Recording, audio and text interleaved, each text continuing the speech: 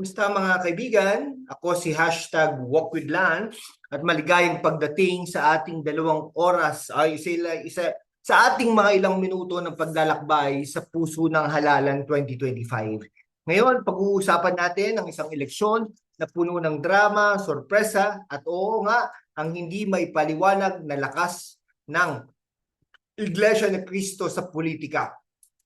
Alam mo, kapag sinabing Magic 12, parang Harry Potter lang. Pero para sa halip ng Magic Wand, boto ang gamit natin.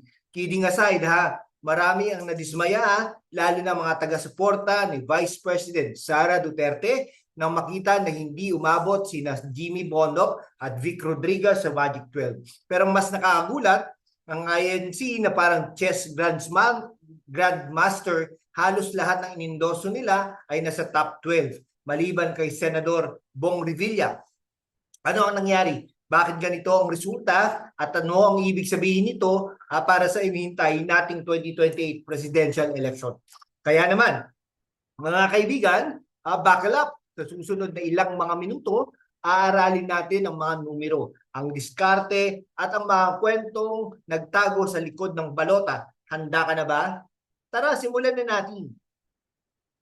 Mga kaibigan, kung may isang organisasyon sa Pilipinas na parang may magic crystal ball tuwing eleksyon, yan ang Iglesia ni Cristo.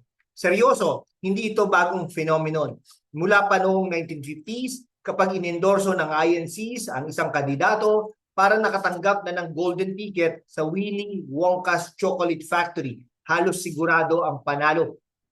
Ayon sa datos, sa 2025 senatorial election, 8 ang inendorso ng INC. Sina Bongo, Pato de la Rosa, Erwin Tulfo, Tito Soto, Pia Cayetano, Panfilo Lacson, Camille Villar, at si Bong Revilla. Resulta, 7 sa kanila ang nasa Magic 12. Base sa partial at unofficial tally mula sa COMELEC. Transparency server. 7 sa 8. Parang shooting percentage yan ni Steph Curry sa NBA. Pero bakit ganito kalakas ang INC? Una, disiplina. Ang INC ay kilala sa kanilang black voting strategy. Ayon sa mga pag-aaral, kumulang 2 to 3 million boto ang kaya nilang i-deliver sa isang eleksyon. At ito mga kaibigan ay hindi basta boto. Ito ay boto ng para sundalo, sumusunod sa utos ng pamunuan. Balikan natin ang kasaysayan ha. Noong 2016, si Ralph Recto ay halos wala sa radar ng surveys. Pero nang i-endorse siya ng INC, boom, nanalo siya. Ganun din noong 2019, nang si Bongo, na noon ay kilala lang bilang aide ni Duterte, ay biglang umakyat sa top 3. Parang may magic trick, di ba? Pero hindi ito tungkol sa magic. It's about organization.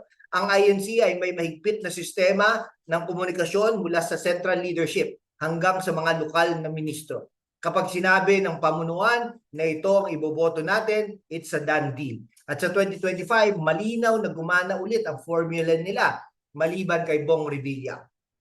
Ngayon, pag-usapan natin si Senator Bong Revilla, no? Si Panday himself na parang action star sa pelikula pero hindi nakapasok sa Magic 12. Base sa partial tally mula sa Rappler, si Revilla ay nasa ika-15 na pwesto, no? Na may 9.7 million na boto. Malapit pero hindi sapat.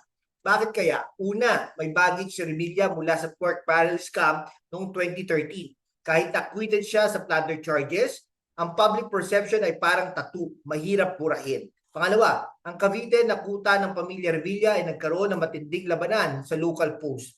Posibleng nahati o suporta niya sa pagitan ng senatorial at local campaigns ng kanyang pamilya. At pangatlo, may mga nagsasabi ng INC endorsement ay hindi na kasing solid para kay Revilla. May mga bulong-bulungan ng ilang miyembro ay hindi kumbinsido sa kanyang track record. Pero syempre, chismis lang yan. O baka hindi? Sino si Jimmy Bondoc? Mga kaibigan, kung fan ka ng OPM, kilala mo si Jimmy Bondoc bilang si Mr. Let me be the one. Yan. Pero sa 2025, iniwan niya ang mikropono para kunin ang balota bilang kandidato ng PDP laban. Pero bakit hindi siya umabot sa Magic 12? Si Bondoc ay nakatanggap ng 8.48 million na boto. Ika-17 sa partial tally, malapit pero kulang. Ang problema, brand recognition. Kahit nagkilala siya sa musika, ang politika ay ibang laro. Ang mga botante ay mas naaakit sa mga pangalang tulad ni Bongo at Erwin Tulfo na may matagal ng exposure sa media o politika. Kung dito ang kampanya ni Bondoc ay hindi kasing lakas ng iba.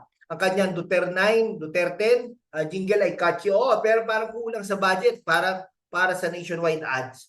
Ayon sa PCIJ, ang mga kandidato tulad ni Amy Marcos at Cynthia Villar ay gumastos ng bilyon-bilyon sa ads mula Enero hanggang Setyembre 2024. Si Bondoc parang nanganda sa sariling bulsa. Ngayon, si Vic Rodriguez, siya ang dating Executive Secretary ni Pangulong Marcos na naging campaign spokesperson niya noong 2022. Pero sa 2025, tumakbo siya bilang independent, no? Na inendorso ng PDP Laban at ng Duterte Camp. Ang expectation, mataas, lalo na't malakas ang suporta ni Sara Duterte. Pero ayon sa partial tally, si Rodriguez ay nasa ika-20 na pwesto lamang na may mas mababa sa 8 milyong boto. Ano ang mali? Una, ang kanyang independent candidacy ay parang double-edged sword. Walang malakas na partido na sumuporta sa kanyang logistics. Pangalawa, ang kanyang association sa Marcos Duterte feud ay posibleng nagpababa sa kanyang appeal sa mga botante, ayaw ng gulo. At pangatlo, hindi siya INC endorse. Kung ang INC, ang MVP election, ng election, si Rodriguez ay parang rookie na walang coach. Ang suporta ni Sara Duterte ay malakas pero hindi sapat para kalabanin ng INC machinery. Ngayon, pag-usapan natin ang frustration ni VP Sara. Alam mo, kapag si Sara Duterte ang nadismaya, parang nadismaya rin ang buong Davao. Ang PDP Laban na align sa kanyang pamilya ay nag-endorse na siyam ng kandidato, kabilang sila Bondoc at Rodriguez. Pero tatlo lang ang nakapasok sa Magic 12, Bongo, Bato de la Rosa at Rodante Mercoleta. Bakit ganito? Ang sagot, simple. Ang 2025 election ay hindi lang tungkol sa loyalty sa Duterte. Ito ay tungkol sa machinery, pera at huwag natin kalimutan ang INC. Ang mga botante ay mas pragmatic kaysa sa inaakala natin. Kahit gaano kalakas ang Duterte brand, kapag hindi ka inendorso ng INC o wala kang bilyong-bilyong ads, mahirap ang laban.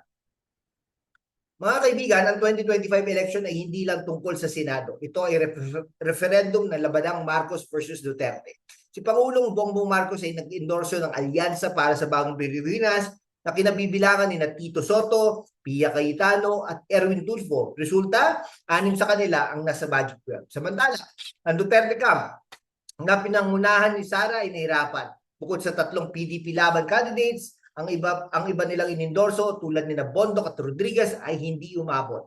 Anong ibig sabihin nito? Ng Marcos machinery ay mas malakas sa ngayon. Pero wag natin kalimutan ang 2028. Ang senatorial election ay dress rehearsal lang para sa presidential race at si Sara Duterte ay hindi pa tapos.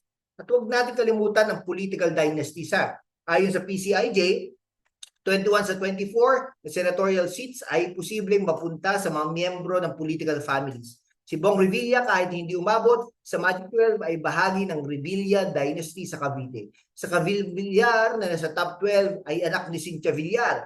At si Amy Marcos kahit nag-withdraw, siya mula sa slate ng kanyang kapatid, nasa top 12 pa rin siya. Salamat sa INC at sa kanyang sariling appeal. Ang tanong, paano natin babaguhin ang sistemang ito? Ang INC at ang mga dynasty ay parang dalawang higanteng naglalaro ng chess. At kami, ang mga botante, ay parang pawns. No? Kaya naman, mga kaibigan, mag-isip tayo ng mabuti sa 2028. At bago natin tapusin ang pag-usapan natin ng mga dark horse, sina Bam Aquino at Kiko Pangilinan. Sino mas mag-aakala na ang dalawang ito na mula sa kampo ni Leni Robredo ay magiging top 2 at top 5. Ayon sa BBC, wala sila sa radar ng pre-election surveys. Pero heto sila, nangingibabaw sa partial tally. Anong aral? Ng mga botante hindi lang sumunod sa INC o sa mga dynasty. May puwang pa rin sa kanila mga kandidato, may malinaw na plataforma at tunay na koneksyon sa masa. Mga kaibigan, ang 2025 senatorial election ay isang kwento ng diskarte, pera at syempre ang hindi may papaliwanag na lakas ng INC. Si Bong Revilla hindi umabot sa Magic 12 pero ang INC ay nagpakita pa rin ng kanilang dominasyon. Sina Jimmy Bondoc at Vic Rodriguez na dismaya ang mga taga-suporta ni Sara Duterte pero ang laban ay hindi pa tapos. Ang tanong ngayon, anong gagawin natin bilang mga botante? Magpapatuloy ba tayo sa pagboto base sa endorso o maghihintay tayo sa mga kandidatong tunay na magsiservisyo? Ha? Ano ang kapangyarihan ay nasa atin. Gamitin natin ito ng tama sa 2028. Kaya naman mga kaibigan, kung nagustuhan ninyo ang video na ito, huwag kalimutang mag-like, mag-subscribe at i-hit ang notification bell. No? I-comment nyo na rin kung sino ang inyong Magic 12 at bakit. At kung gusto niyo mas maraming ganitong content, share this video sa inyong mga kaibigan. Salamat sa inyong oras at hanggang sa susunod na video. Ako si #WalkWithLan at itong ating kwento ng Halalan 2025. Magkita-kita tayo ulit. Bye-bye!